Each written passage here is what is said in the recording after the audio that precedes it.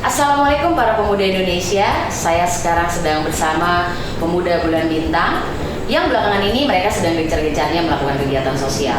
Kalian juga pasti ingin tahu dan penasaran banget kan, apa sih sebenarnya gerakan-gerakan mereka dan apa sih alasan mereka untuk bergabung bersama Gerakan Pemuda Bulan Bintang.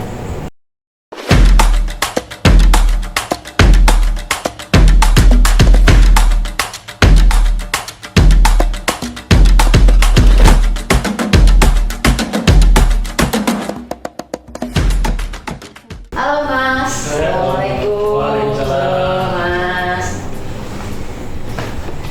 Mas, aku pengen tahu nih, alasan kalian untuk bergabung ke Pemuda Bulan Bintang itu apa sih? Siapa yang mau jawab? Baik ketuanya atau wakilnya? Alasan saya bergabung di Pemuda Bulan Bintang, saya dari Partai Bulan Bintang, pertama saya melihat dari Partai Bulan Bintang ini satu-satunya partai yang berasaskan Islam. Itu salah satunya. Dan kedua, saya ingin menyalurkan aspirasi saya melalui partai. Selama ini yang saya lihat kan hanya demo-demo saja gitu kan. Cuman salurannya nggak ada. Jadi melalui Partai Bulan Bintang ini, insya Allah aspirasi kita akan tersalurkan melalui Partai Bulan Bintang. Seperti itu Mbak, menurut saya. Ada yang mau nambahin Mas mungkin aspirasinya, Pak Sekretarisnya? Jadi gini, mungkin ya selama ini kan kita bersuara di sosial media. Ini Iya. kan paling juga yang lihat cuma beberapa segelintir teman-teman kita aja nih. Nah kita mau ke atas nih. Dan alhamdulillah nih kita bisa masuk ke Pemuda Bulan Bintang ini. Jadi kita ada tempat, ada wadah buat menyalurkan aspirasi kita. Oh, jadi Partai Bulan Bintangnya dijadiin kendaraan Betul, Anda betul. untuk menuju, untuk mengungkapkan aspirasi Karena selama muda ini kita kalian. cuma ngomong-ngomong di medsos-medsos aja dan luar ruang itu sempit. Jadi kalau misalnya kita ikut partai mungkin bisa ke atas ngomongnya. Oh, baik. Maksudnya ke atas tuh ke pemerintahan. Baik. Terus ada nggak sih keuntungan-keuntungan kalian yang kalian dapatkan sebagai anggota Pemuda Bulan Bintang? Mungkin dapat gaji gitu, Mas? Kalau untuk saat ini kita berlandaskan dengan tujuan pokok pikir kita ya Mbak, yang biar bisa aspirasi kita itu bisa ditampung dan diwadahi dan bisa disalurkan langsung atas pemikiran-pemikiran kita yang ingin diwujudkan mungkin. Tapi nggak dapat gaji bulanan atau mungkin ada keuntungan-keuntungan lainnya gitu dengan mengikuti sebagai anggota? Kalau untuk Salah saat satu ini partai. kan kalau kita hanya untuk menjalankan program-program saja untuk saat ini ya. Kalau mungkin kedepannya kita mungkin bisa buat suatu kegiatan yang bisa menguntungkan buat anggota-anggota kita juga atau bahkan kegiatan lainnya gitu. Nah, ada yang mau menambahkan mungkin? Sebentar, maksudnya pertanyaan Mbak kemana nih? Keuntungan untuk profit atau keuntungan untuk apa nih? Iya, biasanya kan anak-anak muda zaman sekarang ya Mas paling males tuh ikut-ikutan acara-acara partai, apalagi turun-turun ke jalan harus repot dan segala macam ya kan. Tapi kok kalian masih pada muda tapi kalian tuh mau gitu, maksudnya untuk bergabung bersama Pemuda Bulan Bintang ini dan kalian turun langsung ke masyarakat, bekerja untuk masyarakat. Jadi kalau profit itu kita sama sekali nggak ada, sama sekali Nggak ada gaji nggak bulanan ada. dari partai atau Nggak ada. honor Karena atau emang kita gitu. nih sukarela ya, karena kita nih alhamdulillah kita dari dulu itu emang sudah suka kegiatan sosial. Cuman kita pengen nih, kalau sosial kalau kita doang nih ngomong nggak bakal dengar. Jadi kalau kita punya kendaraan, tadi saya bilang pertama tuh harus punya kendaraan, itu kita lebih mudah buat ngomong ke yang lain, misalkan ke RT deh, yang lebih kecil dulu deh. Ke RT, kalau misalnya kita orang biasa ngomong ke RT nggak bakal dengar. Kecuali kalau kita masuk partai, agak segan juga orang ngomong wah nggak partai ini. Iya benar. Baik. Berarti ini benar-benar gerakan Pemuda Bulan Bintang ini benar-benar pure dari hati nurani kalian yang memang ingin menyampaikan Betul. inspirasi muda kalian ya. Karena kita gemes juga lihat keadaan kita nih, kita mau ngomong tapi nggak bisa pasti nih. Wah orang kayak kita pasti nggak bakal dengar. Justru pas ada masuk ke organisasi Pemuda Bulan Bintang, ini satu kesempatan buat kita nih, akhirnya kita masuk. Di sinilah nih kita bisa bersuara nih. Gitu. Oke baik. Berarti kalian ini udah mulai melakukan kegiatan aksi sosial dong pastinya. Betul itu Mbak. Aksi-aksi yang seperti apa sih yang udah kalian lakuin buat wilayah Bekasi dan masyarakat yang ada di ruang lingkup kalian sendiri? Oh gitu. Kalau untuk saat ini kita baru kemarin saja menjalankan pembagian minyak murah. Berhubung karena saat ini minyak goreng di Indonesia cukup langka dan cukup sulit Dan untuk saat ini juga harganya mungkin agak sedikit Udah mahal, mahal apalagi memang, sudah iya udah pasti mahal ya. banget. Apalagi buat kalangan bawah kaki lima yang sekarang jual-jual gorengan, seperti kemarin yang saya kunjungi itu ada penjual tahu bulat ya Mbak. Mereka mungkin kerepotan dengan harga minyak yang terlalu mahal. Dari situlah kami bergerak untuk membuat kegiatan pembagian minyak goreng secara gratis. Oh iya, Gitu. pas banget ya, emang minyak Iya. goreng tuh lagi mahal banget, terus kekinian banget ya Iya. kan, terus dibutuhkan juga sama warga-warga sekitar kita. Iya. Seperti apa sih pada saat mereka sedang beraksi membagi-bagikan minyak goreng tersebut? Kita lihat liputannya.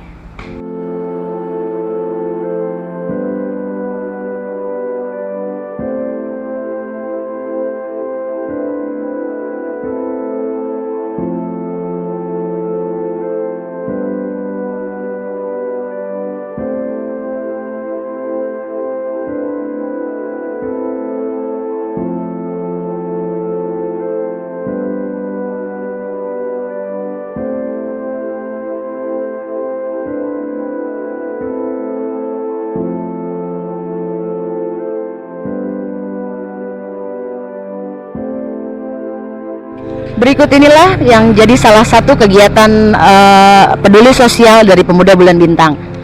Mas Imam, Iya. penasaran deh kenapa bagi-baginya minyak goreng? Ya, bismillahirrahmanirrahim. Kebetulan pada saat ini kan harga minyak goreng itu terlalu mencekik untuk kalangan bawah, masyarakat berbawah ya Pak. Apalagi khususnya untuk pedagang tahu bulat saat ini ya, yang kita kunjungi saat ini. Dia mungkin saat ini butuh banyak banget minyak goreng, apalagi harga saat ini terlalu mencekik buat mereka mungkin.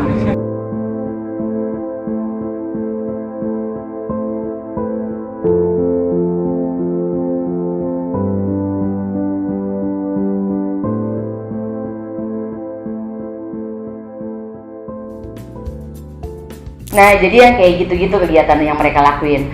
Lalu ada kegiatan lainnya lagi nggak, Mas? Boleh mungkin Masnya bicara?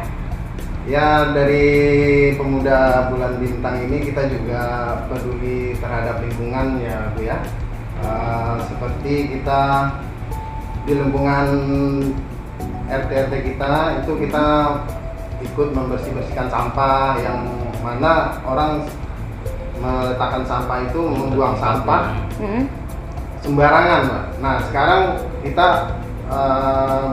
berusaha untuk bagaimana ini masyarakat tidak membuang sampah sembarangan, dan kita telah memasang beberapa CCTV untuk memantau agar masyarakat ini tidak membuang sampah sembarangan lagi dan peduli terhadap lingkungannya. Oh, kegunaan CCTV tersebut untuk apa ya? Di sini kan kita bisa memantau.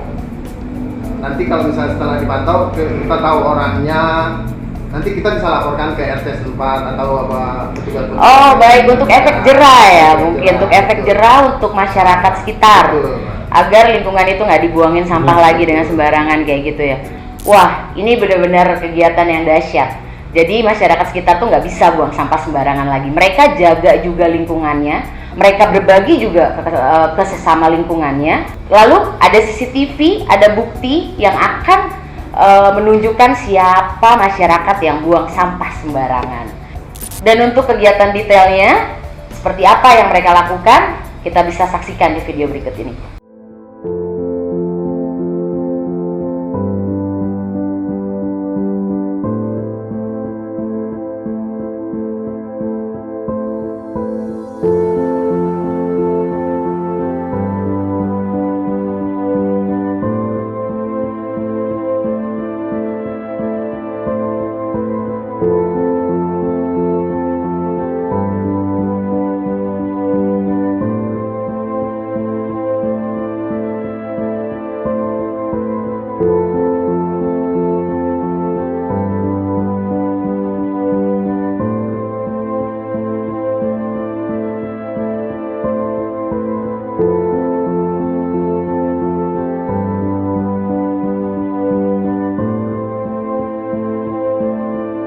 Inilah salah satu lokasi jembatan yang dijadikan sasaran gerakan Pemuda Bulan Bintang.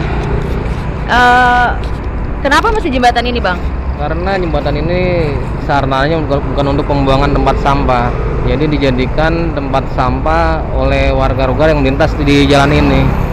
Sebenarnya di sini udah ada larangannya dari pihak Pemda setempat. Tetap aja warga masih membuang sampah di daerah sini juga. Tapi Bang, kenapa mau dipasangin CCTV di sini?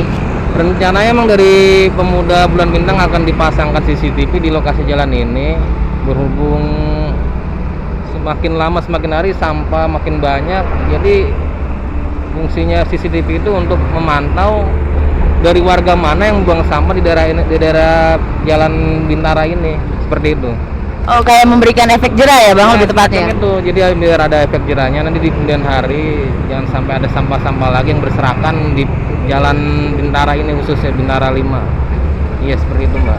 Seperti itu, ini sekarang teman-temannya semua Bang lagi. Oh, sekarang kegiatannya dari Pemuda Bulan Bintang Kota Bekasi sedang membersihkan sampah-sampah yang berserakan di jalan. Nah, nanti untuk selanjutnya kita inginnya sampah-sampah ini tidak ada lagi di Jalan Bintara. Seperti itu Mbak. Oh, seperti itu. Makasih ya Pak. Bismillahirrahmanirrahim. Assalamualaikum warahmatullahi wabarakatuh. Kembali lagi bersama kami Pemuda Bulan Bintang Kota Bekasi. Hari ini kami ada kegiatan pemasangan CCTV untuk pemantauan di jembatan Bintara 5 ini. Karena di sini terlalu banyak orang-orang yang membuang sampah sembarangan. Kami di sini pun memasang banner agar orang setempat pun bisa melihatnya dan supaya segan untuk membuang sampah kembali di sini. Dan kami pun memasang CCTV tepat di atas itu bertujuan agar bisa dipantau melalui jarak jauh. Dan kami juga dilengkapi dengan aplikasi untuk pemantaunya, jadi kami bisa memantau dari jauh.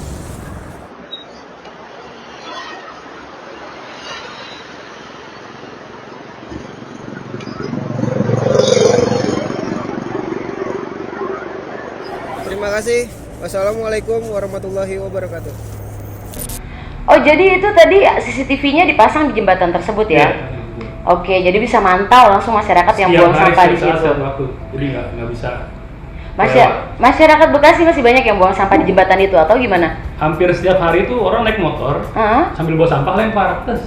Wah, itu jadi itu benar-benar harus benar-benar dipantau. Jadi kan kalau misalnya di CCTV kelihatan plat nomornya, kita bisa laporin. Oh, ternyata sering bawa sampah tuh ini. Oh iya benar, itu gagasan yang smart banget ya. Buat efek jerah juga buat si pelaku pembuang sampah ini. Benar. Dan Kalian kita Mbak, ini saya tambahin sedikit ya Mbak ya. Dan kita nih, kenapa kita fokus juga terhadap lingkungan? Karena di Bekasi ini untuk rawan ke banjir itu sangat rawan gitu Mbak. Jadi makanya kalau misalnya ini bagaimana caranya sadar lingkungan ini masyarakat kita untuk meminimalis banjir ini. Seperti contohnya di daerah Pondok Cipta itu Mbak, kalau udah hujan agak deras itu genangan air itu banjir. sampai selutut. Kadang-kadang untuk para pengendara motor itu banyak yang mogok kan. Nah, itu kasihan rumah-rumah pada terendam. apalagi kalau ditambah dengan sampah-sampah yang berserakan di mana-mana ya. Air banjirnya akan jadi penyakit, akan membawa kotoran dan bakteri segala macamnya. Nah, Mas, yang saya tahu di Kota Bekasi ini kan terdiri dari 12 kecamatan. Kalau saya baca berita atau baca medsos segala macamnya, saya riset. Dari 12 kecamatan itu katanya di 11 kecamatan itu masih daerah banjir. Kalian punya ide-ide kreatif atau inspirasi kalian nggak untuk mengatasi banjir di Bekasi? Karena itu paling penting Mas. Saya kalau ke Jati Asi itu musim hujan nih Mas, banjir itu sampai satu rumah. Bener gak? Bener kan? Itu bener, nyata itu. Terus Duta Keranji, Mas Naga, yang saya tahu nih ya Mas, yang deket-deket sama rumah saya aja nih, itu banjirnya baru hujan sebentar udah banjir. Kalian mikirin nggak Kota Bekasi ini biar bebas banjir? Ya baik, untuk saat ini kita akan mewujudkan 5 juta biopori untuk di Kota Bekasi ini Mbak. Oh, jadi kalian tuh agenda kerjanya di tahun depan itu adalah untuk membuat lubang biopori sebanyak 5 juta. Oh, banyak loh itu. Ya insya Allah kita juga akan dibantu oleh masyarakat setempat karena kita sudah ada penyuluhan juga berkunjung ke RT RW-nya agar meminta izin untuk tempat yang mungkin digenangi banjir itu supaya program kita bisa berjalan di lingkungan tersebut gitu Mbak. Basic pemikiran kalian tentang biopori ini kalian dapetin dari mana? Maksudnya untuk membuat biopori itu pasti kan ada teknik-tekniknya ya Mas ya. Kalian dapetin dari mana sumbernya? Nah, untuk biopori ini kita sudah pernah kirim tim untuk bertemu dengan ahlinya biopori, yaitu Insinyur Kamir Erbrata. Beliau ini guru besar di IPB dan tim kami langsung belajar ke pakarnya langsung. Jadi kami nggak cuman ini kita mau bikin gini nih, nggak cuma gitu doang, tapi kita udah tahu cara bikinnya tuh kayak gimana gitu. Dan langsung datang kepada ahlinya. Langsung ke ahlinya. Saya juga pernah dengar sih Pak Kamir itu memang pencetus biopori ya. Betul. Bahkan saya pernah tahu kalau beliau itu sempat mendapatkan penghargaan dari Bapak Ya, Jokowi. betul. Naik haji, dinaikin haji beliau kalau nggak salah tuh ya. Saya pernah tahu informasi tersebut. Oh, kalian udah belajar ke sana? Sudah langsung ke rumahnya malah. Oh, jadi benar-benar pakai metode yang asli dari Pak Kamir ini ya. Betul. Karena metode yang sekarang itu menurut beliau itu salah. Banyak yang salah. Banyak yang nggak tepat. Oh. Jadi makanya ada banyak orang bikin sumur resapan yang dibilangnya ya. Mungkin orang tahunya sumur resapan. Itu makanya kenapa ada sumur resapan tapi masih ada banjir. Nah, itu metodenya menurut beliau itu salah. Makanya kita belajar langsung ke beliau, dikasih tahu cara yang benar tuh kayak gini gitu. Kelebihan dari metode biopori ini apa, Mas? Nah, seperti yang dijelaskan oleh Pak Insinyur tuh, beliau bilang metodenya itu kita bikin lubang sebesar pipa lah, kalau nggak segitu. Kurang lebih Ya, pokoknya diameternya sebesar pipa gitu. Nah, terus dia masuk ke dalam itu, nah bawahnya ini kita nggak disemen, jadi dibiarinnya tanah gitu. Nanti binatang-binatang dalam tanah itu kita masukin sisa-sisa makanan sama sampah organik. Nah, nanti dia mengundang binatang-binatang tanah seperti cacing misalnya atau gorong-gorong tuh, biasa orang Betawinya. Nah, itu makan sampah-sampah itu tuh. Nah, secara nggak langsung si cacing-cacing ini bikin lubang. Nah, lubangnya ini nanti bakal dialirin untuk air-air tuh yang masuk dari sumber resapan tersebut. Oh, jadi misalnya ada genangan banjir itu karena kita udah bikin lubang itu, nanti airnya mengalir ke dalam lubang tersebut. Lalu dalam lubang tersebut tuh, aku pernah lihat, Mas.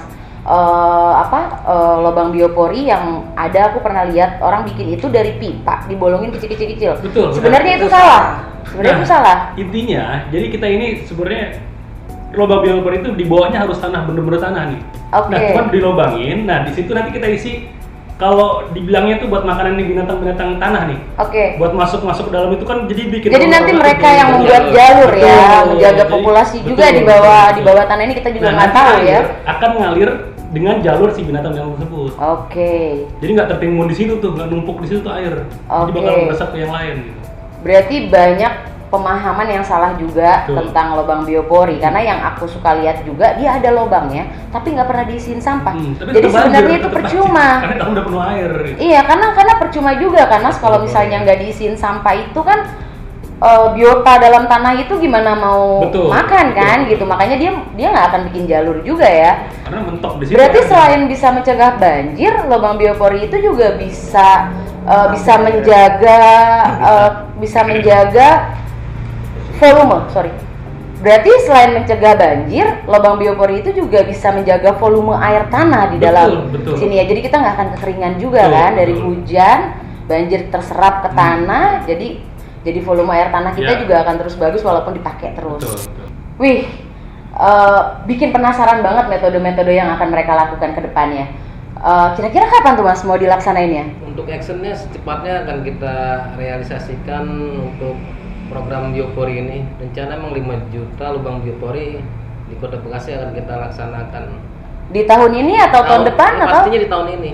Jadi lebih cepat. Di tahun ini ya, benar, lebih cepat lebih bagus Mas. Biar nggak ada lagi tuh genangan-genangan air atau banjir. Udah bosen banget saya dari kecil Mas di Bekasi Mas. Udah bosen banget saya lihat banjir. Kita doain aja bareng-bareng supaya cepat realisasi gitu. Jadi nggak cuma ngomong kosong aja. Gitu. Amin, benar, amin. Nah pemuda, semoga apa yang mereka cita-citakan atau agenda kerja pemuda Bulan Bintang akan dapat terlaksana dengan baik ke depannya. Mari kita tunggu.